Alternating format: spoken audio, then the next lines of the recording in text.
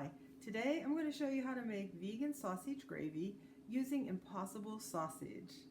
I am preheating my oven to bake these biscuits.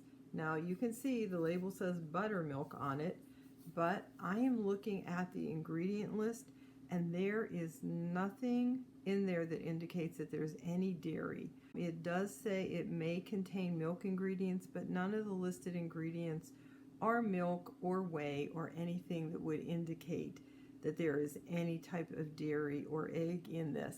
I started the sausage cooking and I already drained off a little bit of fat. Now I'm putting in about 1/3 of a cup of onion.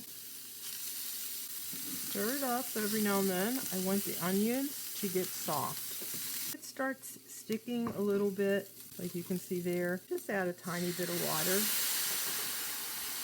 and loosen it up.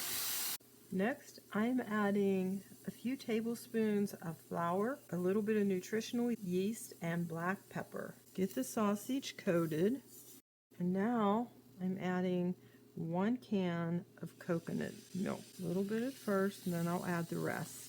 If this ends up being too thick, I will just thin it with some soy milk.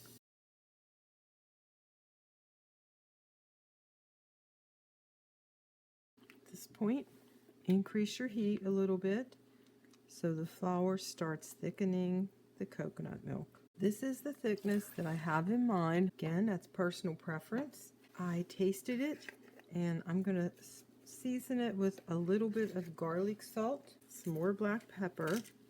This time I'm using a fresh grind.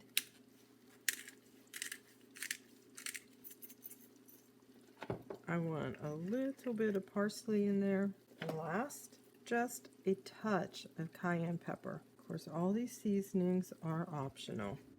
It's time to taste it. That's the old-fashioned Southern taste that you're looking for. Please come back next week, like, subscribe, and of course share. See you next week with another great recipe.